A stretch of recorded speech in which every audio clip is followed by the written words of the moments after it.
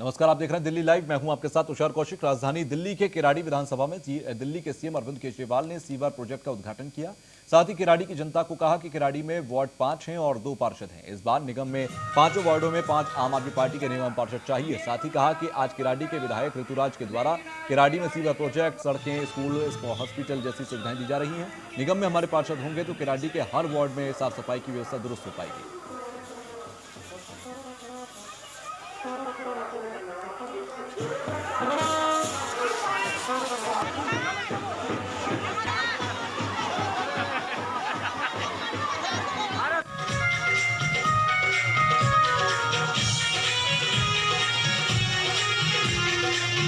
मुख्यमंत्री महोदय को और आप सब जोरदार।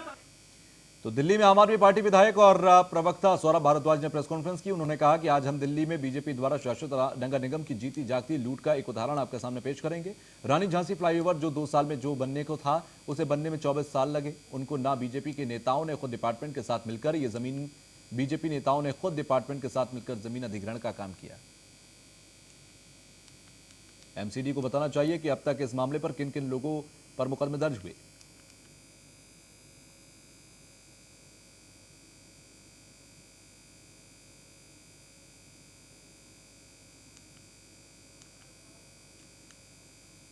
विभाग की जानकारी तो नहीं है कि विभाग क्या कह रहा है, मगर मेरे को ये जानकारी है कि हमारे कुछ विधायक साथी इस बात को, हमारे एक विधायकों का ग्रुप है, उस पर रख रहे हैं।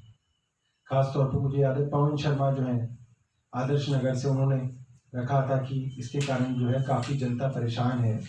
और उसके अंदर विभाग की तरफ से जो कहा गया था, मैं आपको वो बता देता हूँ।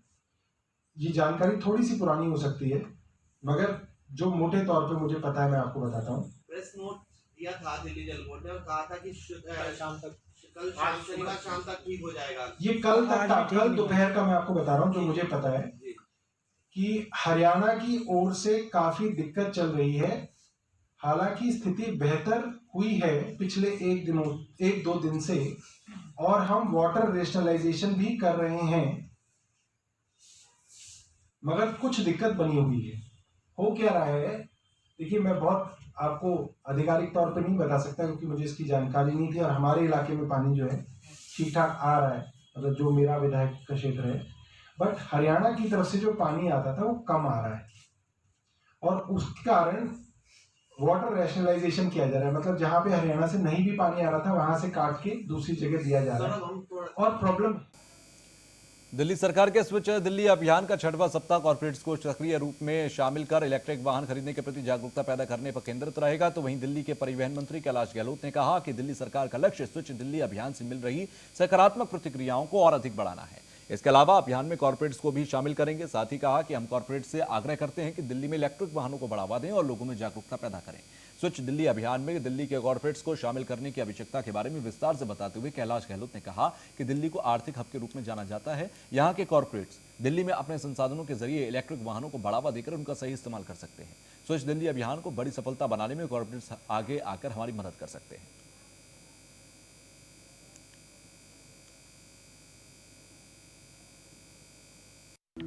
स्विच दिल्ली कैंपेन के 6ठे हफ्ते में हमारा फोकस रहेगा कॉरपोरेट जगत, कॉरपोरेट वर्ल्ड पर। दिल्ली की जब अगर बात करें तो दिल्ली भी एक बहुत बड़ा कमर्शियल हब है। यहाँ बड़े बड़े कॉरपोरेट हाउसेस हैं जो काफ़ी इनोवेटिव आइडियाज़ लेके आते रहते हैं। मैं सभी कॉरपोरेट हाउसेस से, जितने भी बड़े बड़े बिजनेस हाउसेस हैं, उनसे अपील कर रहा हूँ कि अपने लिए, अपने एम्प्लॉयज़ के लिए, अपने स्टाफ के लिए, जहाँ भी उनको आने जाने की ज़रूरत पड़ती है तो इलेक्ट्रिक वाहन का ही प्रयोग करें। दूसरी जो अपील कर रहा हूँ कि आपके जितने भी पार्किंग एरियाज़ हैं वहाँ भी आप इलेक्ट्रिक चार्जिंग स्टेशंस बनाएं।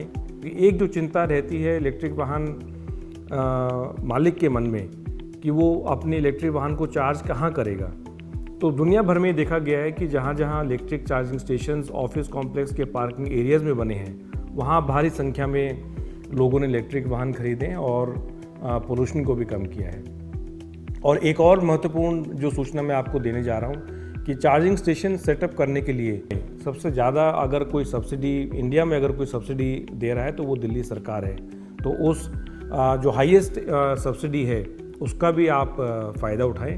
तीसरी जो मैं अपील कर रहा हूँ जितने भी कॉर्पोरेट हाउसेज हैं कि हर एक बड़ी कंपनी का एक CSR फंड होता है जो कि चैरिटेबल एक्टिविटीज़ में उसको यूज़ करना है या इन्वेस्ट करना है। तो मेरी आप सभी से ये अपील है कि आप भी अपने CSR फंड के द्वारा जितने भी आपके आसपास अलग अलग जगह हैं, कॉलोनी में या किसी और दूसरी जगह जहाँ पार्किंग एरिया है, वहाँ चार्जिंग स्टेशन सेटअप करने की आप जिम्मेवारी उठाएं। तो मैं समझता हूँ कि आप देखेंगे कि बहुत कम समय में बहुत अच्छे तरीके से पूरी दिल्ली में इतने बढ़िया तरीके से चार्जिंग स्टेशन बन के तैयार होंगे और ज़्यादा से ज़्यादा इलेक्ट्रिक वाहन जो हैं वो हम दिल्ली की सड़कों पे देख पाएंगे। तो वहीं दिल्ली में गैर सरकारी संस्था SS education and charitable trust के कार्यक्रम में आप विधायक नरेश बाल्यान शिरकत करते नजर आए। साथ ही बीजेपी पर जमकर तंज कसते नजर आए। बीजेपी महिलाओं को लेकर राजनीतिक भागीदारी पर मंशा साफ नहीं है। चुनाव से पहले बीजेपी ने दावा किया कि वो महिलाओं की 33% भागीदारी को राजनीति में सुनिश्चित करेगी, लेकिन लंबे अरसे के बाद भी बीजेपी ने इस पर विधेयक को पास नहीं किया। तो जैसे 543 सीटें हैं तो उसमें 33 सरकार है। नगर निगम के अंदर 50। इस वक्त मेरे साथ एक विधायक कमनगर विधानसभा से और कोरोना का जो दिल्ली में कम बैक हुआ है उसको लेकर राजनीतिक गलियारों में सरगर्मियां बढ़ गई हैं। ऐसे में विधायक नरेश बाल्यान जी का क्या सोचना है और क्या मत रखते हैं इसके लिए जाने से जो कम बैक हुआ है कोरोना का क्या मानते हैं? देखिए कोरोना का जो कम बैक हुआ है तो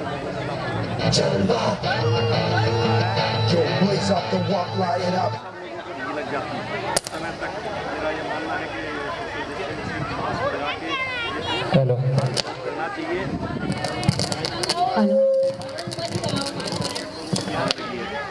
पहले तो वैक्सीन लगवाएं सब लोग और डरे नहीं सीट से। दिल्ली के CM ने भी लगवा ली, मैं भी लगवा रहा हूँ मंडे को। और वैक्सीन आप लोग लगवाइए क्योंकि जब तक वैक्सीन नहीं लग जाएगी तब तक इसका कोई इलाज संभव नहीं है। और लापरवाही की वजह से बढ़ा है। बिल्कुल मेरा हाथ जोड़ के निवेदन है सबसे कि लापरवाही ना बरतें। ये बहुत खतरनाक बीमारी है। एक साल के आसपास हो गया जब आप लोगों ने इसके सारे मास्क का सोशल डिस्टेंसिंग का पालन किया है तो अभी लापरवाह ना बने। मास्क, सोशल डिस्टेंसिंग और वैक्सीन आप लोग लगवाइए। बिल्कुल झटका लगा है। और एक बात विधानसभा का सिस्टम जब लोगों ने खत्म किया था 16 तारीख को कोरोना के मामले बढ़े हैं और आप लोग लापरवाही ना बरतें, इसको फॉलो करें। नरेश बाल्यान जी का साफ तौर पर कहना था कि सरकार तो गंभीर है क्योंकि उन्होंने विधानसभा सत्र कैंसिल किया है। साथ ही उन्होंने लोगों से अपील की है कि अभी कोरोना पूरी तरह से गया नहीं है। ऐसे में लापरवाही करना नुकसानदेह साबित हो सकता है। मैं गुलशन सैफी, न्यूज़ 1 इंडिया। तो वहीं दिल्ली के कॉन्स्टिट्यूशन क्लब के अंदर एक नई राजनीतिक पार्टी राष्ट्रीय लोकनीत पार्टी का गठन किया गया, जिसमें रिटायर्ड फौजी और सामाजिक संस्थाओं से जुड़े लोग हैं। इस राजनीतिक पार्टी के गठन का मकसद राजनीति में फैले भ्रष्टाचार को खत्म कर समाज में नई व्यवस्था को कायम करना है। आज इस पार्टी ने अपना विजन डॉक्यूमेंट्स भी जारी किया, जिसमें साफ किया गया कि सिटीजन अकाउंटेबिलिटी एक्ट लाने की बात की गई है। साथ ही हैप्पीनेस इंडेक्स लाने की बात की गई है ताकि समयबद्ध समय में लोगों के काम हो सके, लोगों को सरकारी दफ्तरों के चक्कर ना काटने पड़े।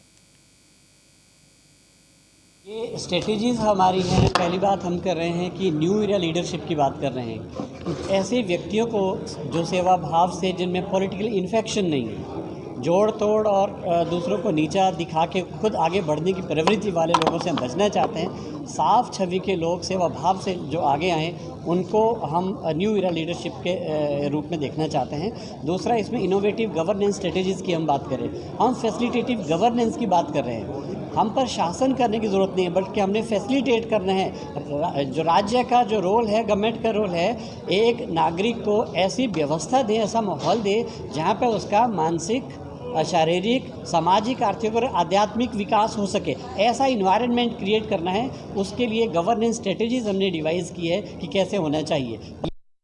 जो पार्टी का आगाज़ हुआ है, देखिए लोगों में बहुत ज़्यादा इसकी एक्सेप्टेंस आएगी। आज तक हमने जिन लोगों से भी बात की है, हर कोई एक्सेप्ट करता है। आज की डेट में हमें जुमले नहीं चाहिए, हमें एक्चुअल काम चाहिए। जो पार्टी का आगाज़ हुआ है, देखिए लोगों में बहुत ज़्यादा इसकी एक्सेप्टेंस आएगी। आज तक हमने जिन लोगों से भी बात की है, हर कोई एक्सेप्ट करता है। आज की डेट में हमें जुमले नहीं चाहिए, हमें एक्चुअल काम चाहिए। जो पार्टी का आगाज़ हुआ है, देखिए लोगों में बहुत ज़्यादा इसकी एक्सेप्टेंस आएगी। आज तक हमने जिन लोगों से भी बात की है, हर कोई एक्सेप्ट करता है। आज की डेट में हमें जुमले नहीं चाहिए।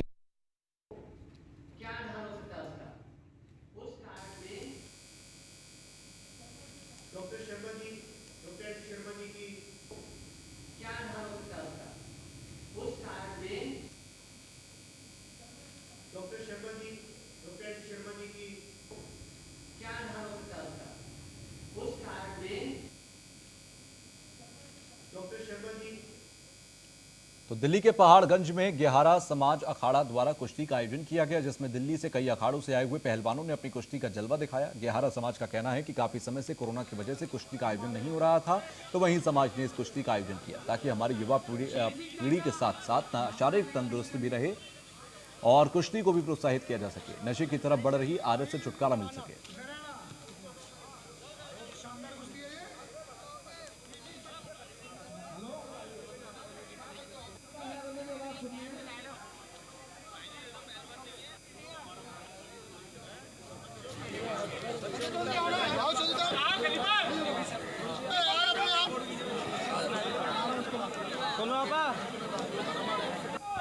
अभी होने दो मिनट। मुकेश भाई आ जाओ, अंदर आओ।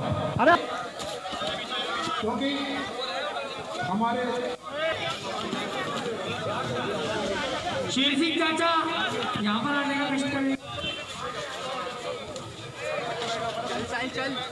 नारायणा दिल्ली सरकार की तरफ से दिल्ली में जगह जगह कैंप लगाए गए हैं। इन कैंपों में 60 साल से ज्यादा की उम्र के लोगों का रजिस्ट्रेशन किया जा रहा है। इस कैंप का आयोजन इसलिए किया जा रहा है कि लोगों को रजिस्ट्रेशन करने में कोई दिक्कत ना हो और जिनके पास इंटरनेट या स्मार्टफोन नहीं है उनको कोई असुविधा ना हो। ऐसे में एक कैंप का आयोजन दिल्ली के नवी क्रीम इलाके में किया गया।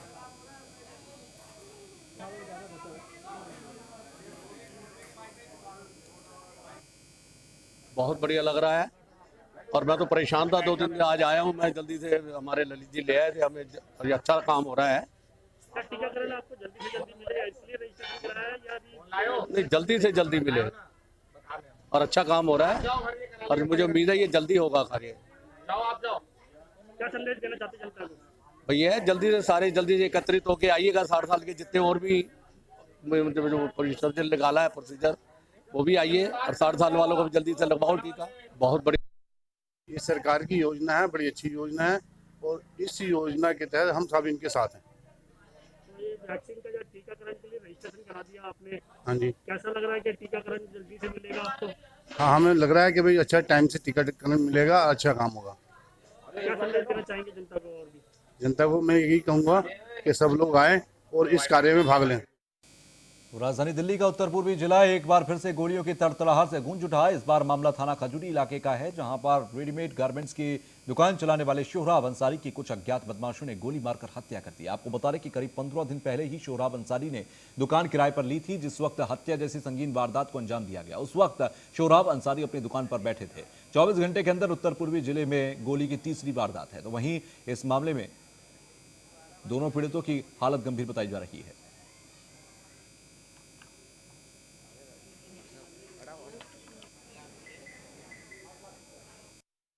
इनके पापा बैठे रहते, बात उठ किए, दुकान खोलना था शाम में, वही गए हैं। बस 5 मिनट के बाद आया कि कोई उन पे हमला कर दिए।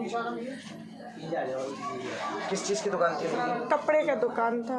अब बता रहे कोई प्रॉपर्टी डिस्प्यूट है आपस में, किस तरह की कोई जानकार आपके? जी नहीं, ऐसी दुश्मनी लड़ाई था। बस शादी वाला में लड़का ने शादी कर लिए थे, उसी इसके मामा एक है, उसी से दुश्मनी हो गई शादी के चलते। एक मेरा यहाँ वसीम नाम है, अब वो उसी से दुश्मनी था उस प्रॉपर्टी के चलते। और उसका भतीजा था, यहीं रहता है सब विजय विहार में। उसको पैसा जिससे ललुआ ने पैसा दिया कि चलते मैं दुकान दिखा दे। फैजल नाम है, बब्बा एक फरीदाबाद में रहती, उसके माँ का नाम है बेबी। वही दोनों लड़का आया संडे के दिन, वो दुकान देख के गया है। फिर उसके बाद हम बोले कि ये गया है देख के, जरूर किसी की खबर देगा। आज वो लड़का सब लेके उसको दुकान दिखा दी। तो दिल्ली में दिल्ली सिख गुरुद्वारा प्रबंधक कमेटी के अधीन स्कूलों के शिक्षकों को वेतन न देने और फीस अदा न करने वाले छात्रों और उनके अभिभावकों को धमकाने पर नेशनल अकाली दल के राष्ट्रीय अध्यक्ष परमजीत सिंह पम्मा ने कमेटी अध्यक्ष को आड़े हाथों लिया।